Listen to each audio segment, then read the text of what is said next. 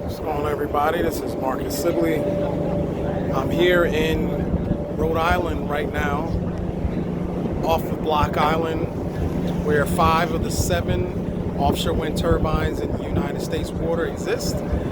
Just wanted to do a quick video and let you guys know. I mean, first one, you see how massive these are, but what we have here is a massive opportunity to put money in black and brown and poor communities. This is an opportunity where jobs and training should go to the people who deserve it. This is a literal potentially $100 billion industry.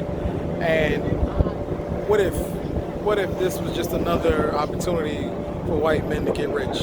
What if that happened again? What if? But what if everyone who's watching the video made sure they spoke up? Because not only is offshore wind good for ending our dependence on fossil fuels, but offshore wind gives us an opportunity to provide jobs for people who need them and who deserve them, and uplifting communities so that people can have good paying jobs. So this is what we need to do. Let's support it. But let's make sure we hold the developers accountable.